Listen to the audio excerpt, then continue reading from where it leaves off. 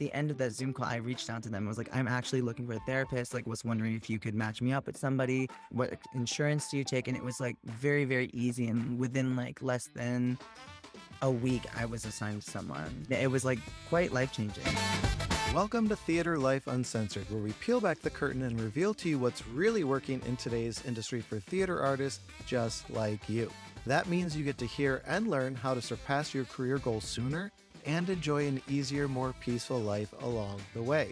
I'm your host, Jim Cooney, a New York City-based director-choreographer, and I'm also the founder of Amplified Artists, a membership community for theater professionals from performers to producers and everyone in between, helping you create a career and life you love. My guest today is Alphonse Gonzales, who you may recognize from season 20 of American Idol, which aired in the spring of 2022. In fact, when we filmed this interview, it was in the middle of that season.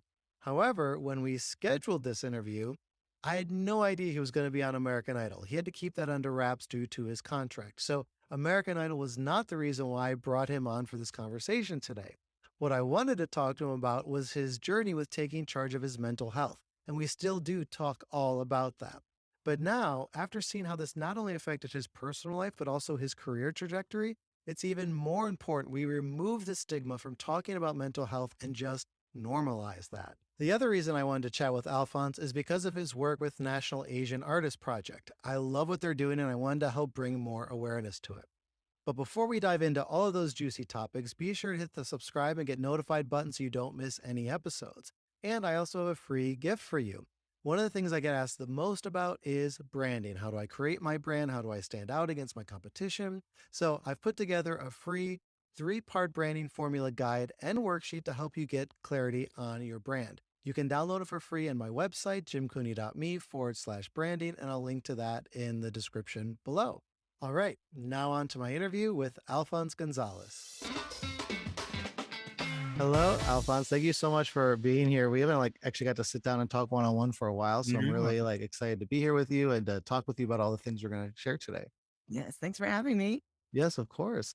So just to start off, for people who may not know you, I just want to give you the opportunity to, share a little bit about who you are as an artist and how you view yourself as an artist in today's world.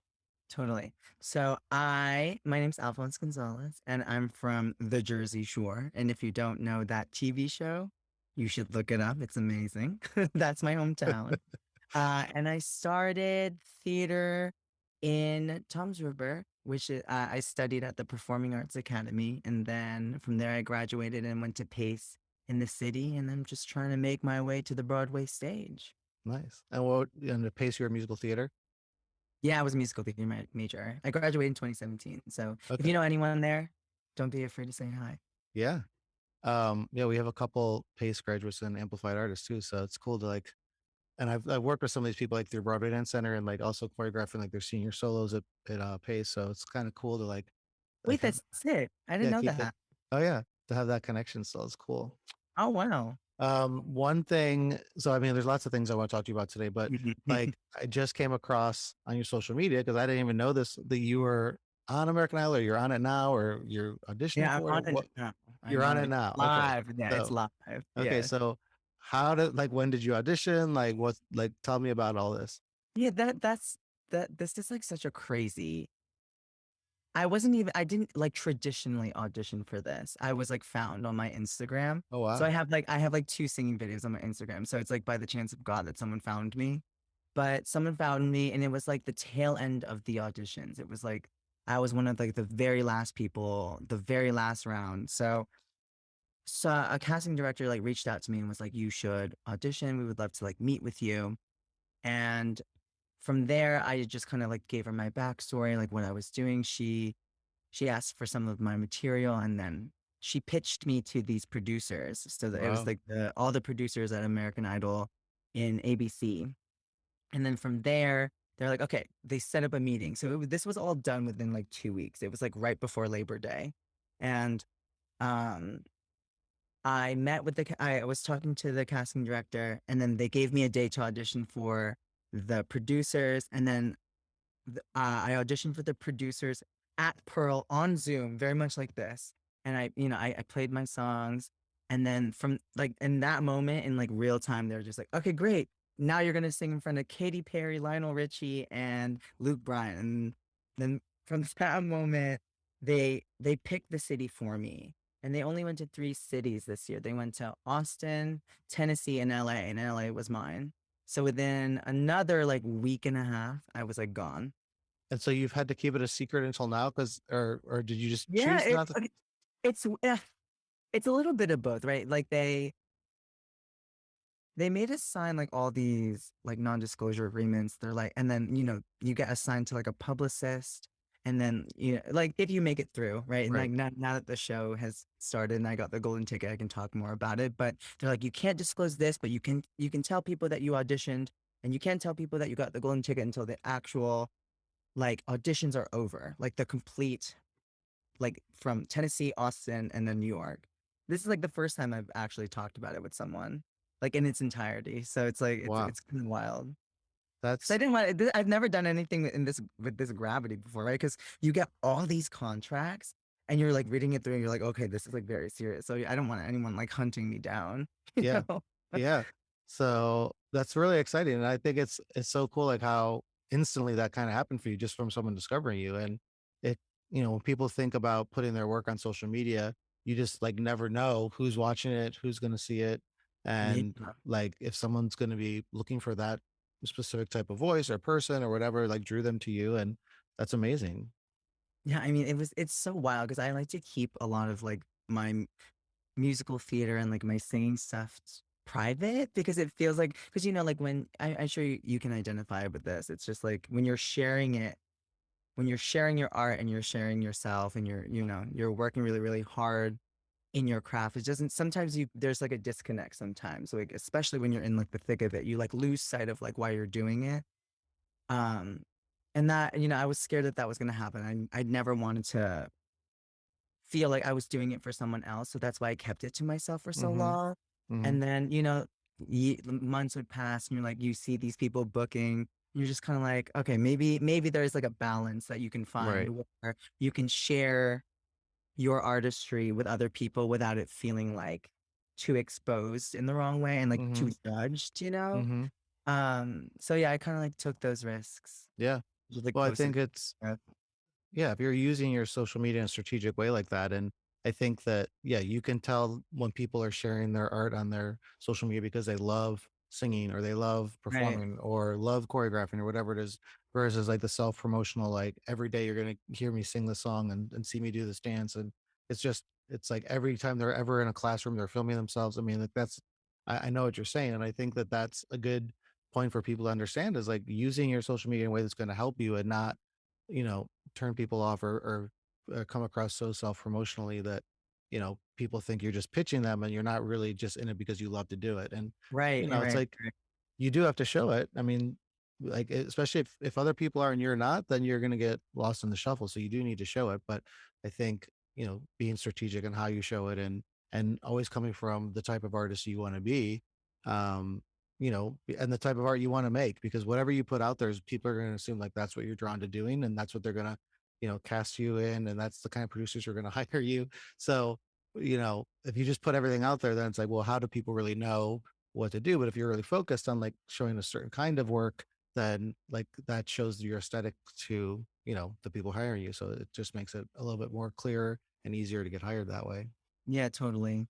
It's just like, yeah, because I think for me, it's also like about just like being proud of like what you're posting there. So if I feel really, really iffy about it, then I probably wouldn't post it. But it just comes down to like making sure that you yourself like celebrate the work, and then you like receive the celebration from people who are also, experiencing like what you put out there. So it's like a balance. I'm still trying to figure out because I'm not like mass posting still. But it is still something that I get very like, okay, I should like plan out like the caption correctly, and Hmm. it becomes, you become like far removed from like why you made the video to begin with. So yeah, it is. You just have to find like the balance.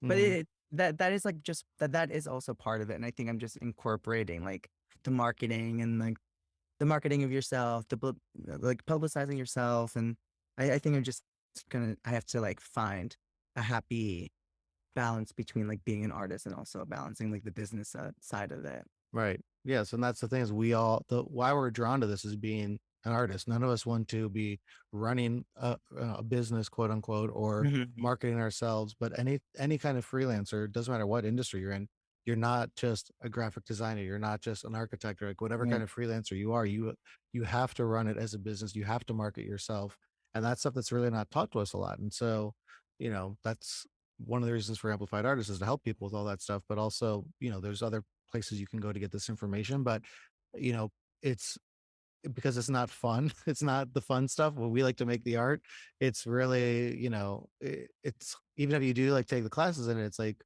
how do you like actually put this into practice and have that accountability and support? So, it doesn't feel like such a chore for you and it doesn't feel so like there's not so much friction because really like if you are really proud of who you are as an artist and you love to share that with the world, like, cause that's why, especially if you're a performer, like you're literally performing for people, like you're sharing your gifts every time you're on right, stage.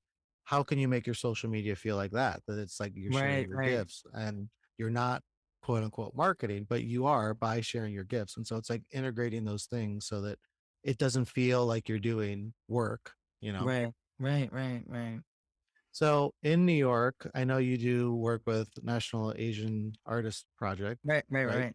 Yeah. So what is for people who don't know that organization, just give us a little bit about their mission and what they do, and then also like what your involvement is. Yeah, yeah, yeah. So the organization is called National Asian Artists Project, and it was started by Bayark Lee, Stephen Ang, and Nina Zoe Lam. And the mission of the entire organization is more community building and giving Asian people um, a platform for them to create because I think it is, like given the acknowledgments that the industry is having with like people of color, especially like the Asian community, like we are like very overlooked, and it's like we have like three shows and those are the shows that we're ever cast in, and this organization um helps build the community and gives this community a chance to perform in a chorus, or we do have a lot of international um members who their English isn't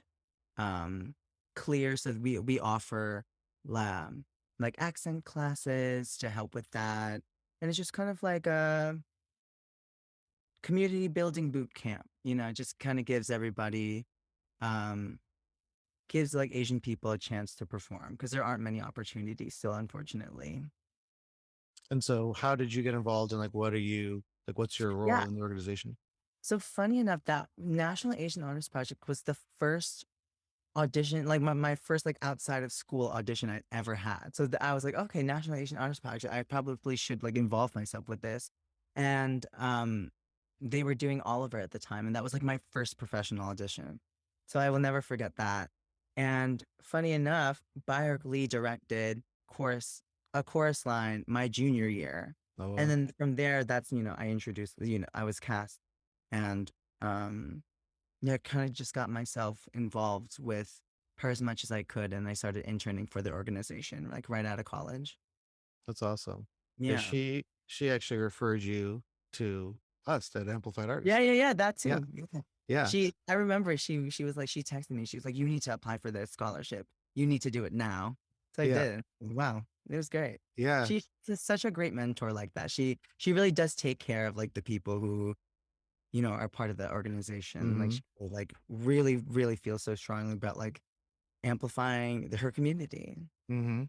Yeah, no, then I appreciate all of her support and what she does to help obviously the Asian community, but also like with Amplified Art, she's such a cheerleader too, so I appreciate all of Yeah. that. Um So I think our industry is very fond of saying like representation matters, but I don't know if we're actually doing it as much as people like say they want to be doing it. And I think with the Black Lives Matter movement during the height of the pandemic, that definitely like knocked down a lot of walls and like it's happening more than it did in the past. But I'm curious from like your point of view, like what do you think like the roadblocks still are? Like why is this still um like so slow to be happening? Or do you feel like now it's like on the right path? Or like what are your thoughts about it at the current moment? Yeah, I think that, now that we are slowly like opening back up, it just sounds to me still that, you know, non people of color are still thinking of change as like cancellation or like to get Mm, rid of. But what people of color are asking for, not just in theater, is that change is an expansion. It's about room. It's about, like we as artists, right, say yes and. So it's like we want that kind of change. We want that kind of expansion. We're not asking you, like, we're not trying to say like, um, we just want the goal is like equal distribution and like fair, like just like safe and fair workspaces for us. And we need to think that like change needs to happen. Um, and and we have to not think of change as a cancellation. Um, and I think that the roadblock is that, we're kind of relying on certain, I don't know how to say that. Like we're only relying on like certain people to be the spokesperson. We're mm, only relying on like Lin Manuel and like this mhm, person. mhm, And we have to encourage that even those people like Lin and that we can't just like rely on Lin to write for people of color and that Janine Tesori and David Henry Wang are a pair for the Asian community, right? Like we have to. I'm hoping that we should uplift more like they should uplift more up and coming artists. And then from there, I think that we're gonna get more original work and that we're gonna get more we're gonna see more of the change. Because yes, mm, like Lin Manuel and Janine Tesoro and David Henry Ring, they're very, very powerful, influential people. And I'm not saying that they shouldn't create anymore, because they really are pillars of great theater. I just think that, we can't just like rely on Lin Manuel to write the next musical for people of color and that we can't just like rely on those types of people. So I'm hoping that, more people of color become recognized even though they don't have a name yet, right? mhm. I think Yeah. that that's one of our roadblocks. Like I don't think that we should just turn to just that one successful person of color or that one successful group of people that are writing for people of color. Mhm, I think we just have to find like those up and coming people who have like a great vision and just really invest and really think of change as an expansion instead of um, getting rid of something. mhm. I think it's so true of so many things because it's like not only is like what you're saying is like okay, well we have these certain writers and like they're going to write for this community, but that's like we have a choreographer that only choreographs this type of dance, we have a director that Right, only directs this type of show, we have a performer who only right, does this kind of roles. It's like our industry is like once you do something once and you do it well once, it's like they kind of like that's your lane, like that's what you do, that's what you're known for. And it's very hard to get people to like look that this person is a artist that has many colors, that could do many different things, right? And it's like so in what you're saying, it's the same sort of situation where it's like, we're assigning these kind of roles to people. And I 100% agree with you about expansion. I think it's not even just with like who's writing. I think it's just like expansion of the stories being told because right, right, even within a certain community, it's like the same kind of stories are being told. It's like again, like what you're saying, you're kind of just like assigning these roles to these people and not saying like there's a full experience of this person that we're just not, or of this community that we're just kind of like not even talking about because we think this is the most important issue that we should be bringing to the table. It's right, like right. always kind of tied to hardship and trauma too. It's like, oh, it's important for us to educate the community about like what this person's going through. And that's 100% true. But Yeah. that's not like the only part about that person or that community. So, Yeah. Because like when we just rely on those stories and those like tropes, like that's when the pigeonholing happens. And that's when, a lot of artists feel like that's the box that they feel, right? Like this mhm, kind of like they can't break away from this. It's like when we just rely on when we don't change and when there is no expansion and we are just relying on like what has been working. mhm, Um that's when the pigeonholing happens. And I think that that's like the what we need to work against. It's just like we it can't just there's no easy fix to this is I think really what I'm trying to say. right.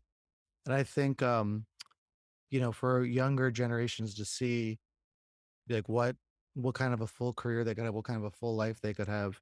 it's important for them to see people who look like them on stage. And that's why, that's why people say representation matters. But Right. I think in the stories as well, it's not just like that they see you on stage. It's like that they can identify with like all kinds of things that relate to their lives.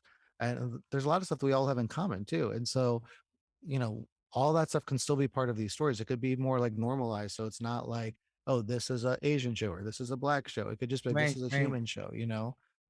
Right. Um, Right. when you were growing up, like what was were you cognizant of this? Like you weren't seeing a lot of stories or people or like was it just like what you kind of accepted as like the norm or like how did that feel like growing up, you Yeah, know? it's weird. It's like I grew up around a lot of Filipinos, so it's not that I didn't feel disconnected from it, but it wasn't until I went to school where I was like, "Oh, I don't look like these kids. I'm not growing like these kids." Right? But I always went home like, I would feel disconnected in that kind of space, but I was always coming home to like people who looked like me, who acted like me, who can identify with like, just like those little nuances that of people who look like me. But I think it didn't really hit me until I went to college where I was like, "Oh, Mm, like why is it that like I'm only allowed to do this?" Or right. yeah, because you learn like, oh, you have to pick a type and you get this type of material and this is what you should do well because that's what makes you money. So it really wasn't until college where I was like, I don't like this kind of like I like what you think of me is like I kind of reject that idea. So it was not until I went to college where I was like, oh, like this is like what will make me money. I was like, I don't know. Yeah. That I really felt disconnected from like any work. Did you talk to anyone about like did you talk to your professors about it or anyone like at the school or Yeah, but it always just came down to we want you to make money after school. So it always was like, we acknowledge what you're what you're saying, but these are the rules that happen. Or I mean, these are the rules that are available to you right now, and like this is what's gonna make you, build a career. Where I wanted someone to be like, oh yeah, like we'll acknowledge that you have to do this, but like what can we do to, break that sort of like right? how can we help people break this sort of like cage that you're in? Mm-hmm. Right? Because it's like I don't feel like disconnected from any of the roles that, were given to me, like as little as they were, but I don't necessarily feel like, you know, LeFou all the time. You know what I mean? Like those kinds of roles. Um But yeah, I wish that, my school was a little bit less dismissive about those things Mm-hmm. because like obviously we all need to make money at the end of the day, but in that moment I think that that's when I wish that I had just been like, no, I don't want to do that. I should have Yeah. just been or Yeah. I should have just like outwardly rejected it like Right. verbally. Yeah, that phrase of like, well, that's just the way it is, or like that's how it is, like that always like makes my skin crawl because it's just like it doesn't just because that's the way it is, that doesn't mean it has to be that way. Like Yeah, we can yeah. change it. And I think that again, like going through the Black Lives Matter movement during the pandemic, I think like it like finally shook some people up of like, oh yes, we could be doing things a different way. Sadly, not as much as I wanted to happen. I think that we've kind of gone back to a lot of our old practices, but like Yeah. with mental health and with like how much we're working during the day, and I mean, it expands in so many different ways of like this idea of like, well, this is just how it's done. But just because it has been done like that or someone once did it like that does not mean, I mean, every year we get new technology. Every year we get smarter about things. We get more information. We can adapt and change and grow and keep making the theater a better, healthier, safer place for everyone. Right. Um, so yeah, it's hard. Like, and this is, I'm not trying to knock any of your professors, but I do think just because I work with a lot of universities, there are definitely some teachers who are like still in the thick of it and like out there seeing what's happening and like making change. And then there's others who they get bogged down by all the paperwork that comes with being a college professor and all the red tape um and they stop practicing the art themselves. So like they're kind of frozen in time in a certain way. No, yeah. And Yeah. so yeah, if you're a university professor listening to this, like it is really important to, you know, help the industry grow into like what we want it to be. Even if you're just teaching someone, you can still do that. You can empower them to be change makers, even if you yourself have no power to change. But the people who are going to be entering the workforce, as you're saying, like this is your career, you have to make money, like give Right, them the tools to make the change happen. right, right, right. Yeah. You had said about like the mental health, like you brought that up earlier. And I know when we had equity therapy come in and do a workshop in amplified artists, and if anyone doesn't know equity therapy, they're psychotherapy practice in New York City, but they're all former Broadway performers. So like they get and they're all licensed therapists, like, but they understand like what, people in the theater go through. So they're really great for helping theater artists with their confidence and mental health and all that stuff. So you had told me that that was one of the most helpful workshops for you, and feeling like safe in maybe a unsafe work environment. And so I know people for so many different reasons feel in certain situations unsafe in a rehearsal setting or even in a performance setting. Like what like tidbits or like what did you take away from that workshop that's really helped you that other people could maybe use?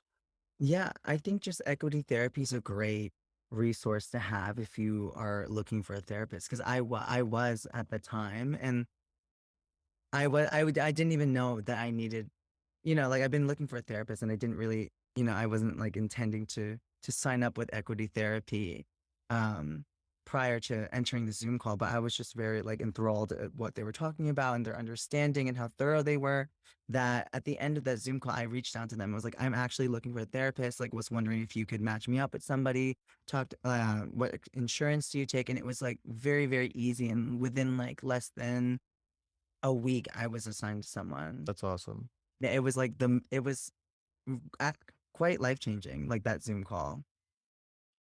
What have they given you, like, any kind of tools or strategies that you can like, do you have your head, Yeah, like, yeah, wrapped yeah. around it yet? Like Something that I feel like we all trying to do like the breathing, but I think that something that I have discovered like in my sessions with them is sort of like acknowledging your surroundings. Because like when you're feeling like in your head, it doesn't feel like that you're not acknowledging what's happening. Because right, because it's like when you're having like an episode, you're just kind of like in yourself.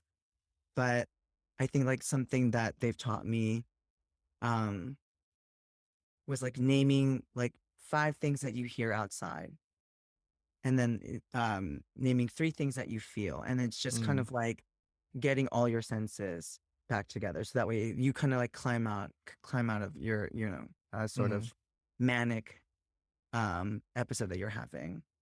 That's so interesting. You're the second person who's shared that because a friend of mine who is pregnant, like that's part of like the training they're doing with her is like they have her hold these ice cubes because if you hold ice, I don't know if you've ever tried it. I tried it when she told me like, oh wow, this is really painful. But you name like 5 things in the room, you name your feelings, like and that like by going through that, it's like kind of taking you out of the like in that case the pain of the situation or in this case like Right, the right, the, right. the unsafe feelings. Right, because I think like for me, like what clicked was that it's like there is like like when you're having like a my friends hate me, this stuff, like I wish that didn't happen, like all that, you're kind of like sometimes you theorize, right? And then people always say, root it. Which one of this is fact, though? Like, do you know Hmm. that for a fact? So I think that like what that does, it's like when you're having your episode, you're like, okay, that whatever's happening outside those 5 things are definitely happening. And then like the 4 things that you're feeling right now, like there's a chair under my butt, there's my feet under the ground, like that is all rooted in fact. So it's just kind of like all these things can be true while you're still like, acknowledging and honoring like what you're experiencing, which I think is Hmm. like super, super helpful. Which is like I think that's like a great like the ice cubes are like that's such a because it's like you're kind of like I don't want to say distract because like that is like a negative word, and I don't want it to be like dismissive of what you're actually feeling, but it kind of like it gives you another um level of fact like that to whatever exercise that you're doing, because it's like yeah your hands are cold, so you're like focusing that instead. Right. Yeah, and it's like going back to what we talked about with, you're not really getting the business training, you're not getting like the mental health training. Like, Right. I mean, the fact that we are in a business where so much is about rejection, or we get so much rejection, I should say, and that rejection is about what your passions are, right? If you're directing, performing, whatever it is you're doing, um, that does like wear on your soul. And like again, it's like, well, that's just the nature of the business. That's just how it is. Like those kinds of phrases a lot of times people will say, but it doesn't need to be like that. Yeah. And so I do like that it's more part of the conversation now. I like that there's more tools and resources available to people to do that. I really think it's important, even if you feel healthy, even if you feel happy, to, examine that. And that could just be journaling, it could be meditation. It doesn't need to be that you go to see a therapist, but I do think Yeah. like Yeah. having some sort of practice for yourself, like your me time or whatever you want to think of it being, to take care of your mental health. Because even when you are like, what you would say maybe like a naturally happy person or whatever, you still are faced with hardships and rejections, and it's almost more important for someone like that to have tools that they're ready, because they're not used to dealing with that, where someone that maybe is facing a lot more hardship along the way is going to be more used to dealing with that. But For sure. um, yeah, so I love that you messaged me after that and you felt comfortable sharing that. And um, like I think that like just normalizing that we could talk about this. And I mean, that's one of the reasons why I wanted to bring them in to do the workshop for us. It's just like this, like, let's just talk about what's happening. And like, there's a lot of toxic work environments in the rehearsal room. So Yeah. That also came at such a great time too, because, that was like the thick of the pandemic. So it was like a lot of the people who attended the Zoom were like, I don't want to go back to that kind of workspace. And, it's like they're not nervous about, getting more auditions or getting more work, but it was just more of like the thought of like, will I be complacent to this? Or will I just have to continue coping with, things staying as they were? Because it's like I think that there was like I think that we all kind of acknowledged that when we were going to open that there's going to be a slow change. So I think that Zoom call really like struck me because we were really acknowledging right, how harmful like our practices were, whether it be in the workspace or not, like how we right. were as human beings were like thinking about opening and the kind of anxiety. So it was like so helpful to be in that call and like to hear that, Mhm. like, oh, okay. Because it's like we acknowledge that things are not great in the theater, but it was really exciting to hear that people were also, hesitant about like going back in that same way. I didn't feel Yeah, like completely in the dark with that. yeah. And there's also like a shift I've noticed, because when, an amplified artist first opened, a lot of the questions people would say would, in this context of what we're talking about, would be like, well, how do I like leave this job without burning a bridge? Or how do I not work with this person without burning a bridge? It was more of like, how do I take myself out of the situation, which is definitely like a way you could handle it. But I feel like I've noticed a shift now, where now the questions are more like, how do I tell this person that I'm not going to do this? Or how do I make sure that they fix the environment so it's not like so like people are actually staying in those situations and actually trying to change the situation and empower the other people around them, Right. instead of like retreating and just letting that person keep acting like that. So Right. Right. I and I think that's like kind of your point, is like the power of numbers. And like you see like, oh, I'm not the only one who feels like this. I'm in these Zoom calls and I'm hearing that we all feel like this. Okay, so like what are we going to do about it? And Yeah. we've started doing these town halls now, where it's like, okay, we all agree that this is a problem in our industry. Let's all throw our ideas on the table. Like, how are we going to fix this in our own lives? And then how are we going to ripple that out to affect the world at large? And like, if one person says something, then and they tell their friend that, and they tell their friend that, like it will just permeate out. So we are more powerful than we than we think we are, Yeah. but Yeah. Yeah. especially when we have the numbers on our side. Right. And I think that mentality of, like it's, we feel like we're alone is because we are, we are taught that, you know, um, you're on your own path. So this is your journey and this is you should just don't compare yourself and don't do this and don't do that and stay in your own path. Listen to yourself that you kind of like, you do kind of like confine yourself. And then it is like relieving to hear that, there are people on their own path, but like identify with the same sort of, oppression. hmm Do you think there's any other, I mean, besides like this like unsafe work environment and, representation, are there other things that you feel like, this would make theater better if we could XYZ, whatever that would be? Are there other things you think, or is it mainly those two Yeah, areas? I think that we like theater professionals behind the table have to do a better job at quick solutions. I think that like instead of, a curtain rod, like let's say that someone is not comfortable in their dressing space, that the solution isn't a curtain rod in the same dressing room and then calling it that X, Y, and Z. I think that theater professionals and people behind the table have to do a better job at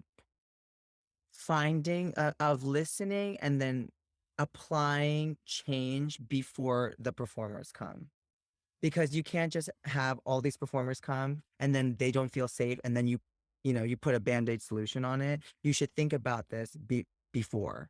Mm-hmm. Like we'll just use the dressing room for example. Like if someone is um doesn't identify with male or female, the solution can't be a curtain rod in the male dressing room or the female dressing room, or that they get shoved in the closet. You know what I mean? So I think that it should be equipped and ready before you open, before you Mm-hmm. have performers on the stage, before you have a rehearsal. Think about these things beforehand, because Right. I feel like now there's lists of demands that we've given equity, and there's lists of demands of people giving like their state and their government and their country. Like we all know like what needs to happen now. So just take what's being said and really really apply it. Like the dressing room situation is like very very small. It's just a small part of the bigger picture. Like All right. there needs to be change before you put humans in the space together again. Mm-hmm. Or at least Especially, just okay. yeah, especially, since theater, we want to celebrate all this, different genders and identities, right? So it's like, how can you celebrate it if you're just going to shove everybody in two rooms? Right. You know, Yeah. like you can say like, this is it, like, I don't want, like, there needs to be no more band-aid solutions. Yeah, I think it's like understanding, like truly understanding someone's feelings, emotions, situation.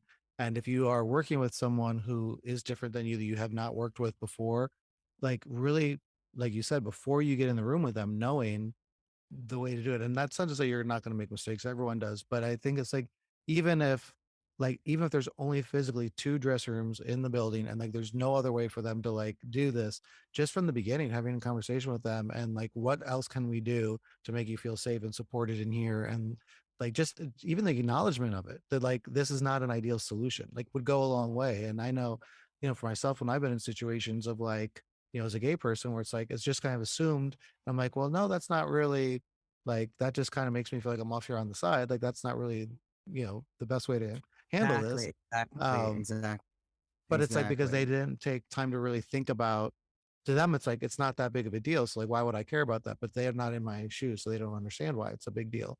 Right. And Yeah, so this is why it's like just have good to have so many voices behind the table, diverse voices, ages, genders, races, everything, because yeah, like yeah, if you're not in that person's, skin or situation, you're not gonna fully ever be able to understand. You can appreciate, but you can't understand, right. I think. Um, I'm not there was something else I wanted to ask you about this, and of course, like now I'm lost my train of thought Yeah, here.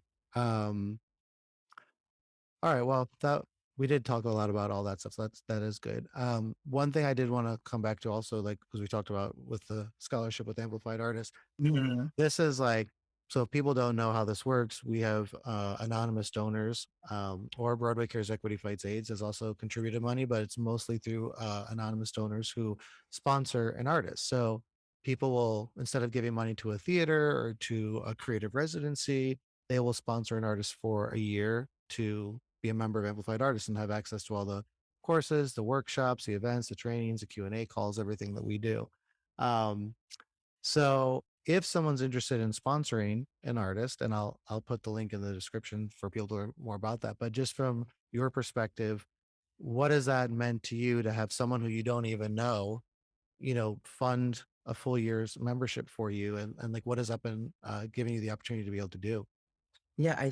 I think the gravity of that is greater than this anonymous donor knows. Like I got tips and tricks of things that I thought I had already known, but mainly, like you helped my mental health significantly.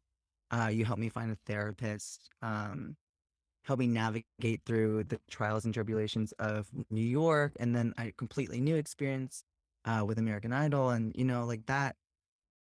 The gravity of you, like whoever sponsored me, is like greater than I can ever express. Yeah. So I I definitely like yeah. thank you, and I encourage more people to be a part of Amplified Artists. Oh, thank you. Yeah. I know. I whenever I get the application videos, like I cry at every single one. It's always so Yeah, beautiful, and like just the fact that people are donating this money and sponsoring, it's just like when I created Amplified Arts, I never even had that in my mind that like, oh, maybe someone would want to sponsor someone to do this. And it's just like there's been so many people who've stepped forward. And even if they can't afford or want to sponsor a full year, they'll say, well, can I just give you some money and you can combine that? And so we've been able to piece together scholarships from people paying for like 3 months or 6 months or whatever it may be. And yeah, we can yeah, just piece the whole thing together. So even if you're watching or listening to this and you just want to give like $25, whatever it may be, this does really help people who at the time maybe can't afford this and or for whatever reason feel like their opportunities have been limited, and to give them a safe space to come and fly. yeah. So What's different about Amplified Artists is that it is more than just like a supplement to like what I've already learned, and like what it really it's just like such a great space to be connected with different artists from around the nation and around the world. It's like I know that you have people in London, and yeah. you have people here, and like that is very different from any platform that I've ever used to connect with other artists. And I think that this is truly like such a great, it's like pretty unrivaled in my opinion. Oh wow, thank you. Yeah, I did want to create. I'm glad to hear that because I did want to create a space where like it didn't matter if you're in a show or not. Didn't matter what Yeah. if you're a Broadway performer, because we have people on Broadway, we have people in college, we have people who are mid career, like all like at all different stages, and like they were all in the same space. We're all together. We're all going through the same thing, and I think it's like helpful for the the newer people to hear that the people on Broadway and working on Netflix and on American Idol like yourself, like doing these big things, still have the same exact struggles, still have the same insecurities, have the same questions. And then on the flip side, for the people who are more accomplished, to like see like the path of where they've come from and appreciate how far they have come, because I think like you just get in your, like you said earlier, like you kind of get like in your little lane and you have blinders on to like the rest of the world, but also like your own progress and how far you've come. Yeah. Um and also like to feel comfortable that even with someone, even as someone who has this big career, to feel comfortable that you can still ask questions too and be like, I don't know, should I be doing my self tape like this? I mean, I think it's interesting that people that are more accomplished have that courage to like ask that in front of other people, because I think there's this assumption that, oh, we're at a certain level, so I have to act like I have everything all figured out. And so it takes Yeah. a lot of humility and confidence and courage to be like, you know what, I don't really know what I'm doing here. And Yeah. and even if none of us have the answer, we could all say, well, let's try this, let's try that, or let me get someone in here that could maybe help you with this. And so, that actually dictates like what guests we do bring in to work with people based on what people are struggling with. So, Yeah. Yeah. um, I'm really glad to hear that that is something you feel like is helpful, because that was one of my main goals with this. So, Yeah. It's also really helpful because it's like, you miss a session and it's like guilt free. It's like you still link the video, it's still available to you. You still you can still have access. You have the access and the freedom to like still ask questions about a session, and that's really really great because like we as artists, like we're so busy, and we have a lot of us have like survival jobs to support like what we actually want to do. So it's great to like you miss like a 12 o'clock Zoom session, but then you have it at the end of your shift, and like that's really great. cool. That's really also. Yeah, thank you. For someone, because like this is something I struggle with, is getting people to apply for the scholarships, because they like I thought when I would open this up that everyone would be running in to try to do this, but it's like people will say, "Well, I don't want to take an opportunity away from someone else," or "I don't know if I deserve this." It's like I'm just really, it was not ever on my radar that this would be a concern, that people wouldn't apply because they were taking themselves out of the running. It's like I Mhm. just assumed if this was available, people would naturally want to be part of it. So what do you say about that? Like when people are saying they're like, "Oh, I don't know if this is for me or I shouldn't do it," or like I'm taking an opportunity away. Like, do you have any tips for that or like things Yeah, you'd I say to think them? that that's I don't yeah, that's great that people are conscious about stuff like that, and that it's, like, very, very sensitive, and that does actually, like I enjoy hearing that because it just shows that we are showing, like, humanity and humility for everyone. But I think that, like, you just have to advocate for yourself, and there is space for everyone, like, that's the point, right? Like, that's the whole point of, like, why we do what we do. It's like we're creating space for everybody. So I don't think that though you're being, like, empathetic and conscious, I think that you should also advocate for yourself. And if it's something that you're really passionate about, just apply. Um, there's like no limit to members, and if you don't get it, then try again next year for another scholarship. But I think it's like worth the investment anyway, regardless of Mm. whether or not you get the scholarship. It's like it's truly like worth the investment. Yeah, and that if if you just even want to try it out for a month, it's $39 for at the time of this recording. Like it's $39 for a month, and there's no contract. So, two dance classes is more than that. One voice lesson is more than that. I Yeah, mean, like most fitness class, like boutique fitness classes, are that price yeah, or yeah, higher. So, like to have a full entire month where like you have access to everything that's in the library, all the courses, workshops, access to all of our events that happen that month, even just like 1 month could help you. Um, I think that uh but like I said, if you're really thinking that like you can't even afford that, this scholarship is available and like don't count yourself out because these people are graciously giving this money because they want to help people. Like that people want to help you. And I think we're afraid to ask for help and not even just with scholarships, but with anything. We're always afraid to ask someone. right. But I mean, when people ask you for help, what is you don't ever get annoyed or angry about that. Like you, of course, you jump in to help someone, right? So these people want to help you and this opportunity is out there. So don't let it go by and count your own self out of it, I would say. Yeah, yeah, I agree. Yeah, don't underestimate anything. Yeah, there's enough people already saying no to you. You don't want to be saying no to yourself Exactly. too. Yeah, you don't lose anything from joining. Yeah. So what's next for you now? So I know you have American Idol going on, but like what's your kind of trajectory this year? Like what are you working Yeah. on? If okay, so yeah, I'm just gonna try to ride the wave and see like what happens with the rest of American Idol. But there is a new organization that reached out to me about joining an advisory committee, and they're Hmm. launching this new uh project in New York called Turnout NYC. And what we're gonna do is that we're gonna create like stages in New York, in Queens, Staten Island, and all the boroughs and all the avenues where artists, no matter, if it's performing or visual, that they're going to create a space, and that's going to happen in the summer. So that's kind That's of cool. That's cool. like That's one of really the cool. biggest, yeah, that's like one of the biggest projects I'd be working on because it's happening like all over it, That's New York. amazing. Yeah, I'm excited for it. And how did they come across you, or is this like someone that you already knew? Yeah, someone I already knew.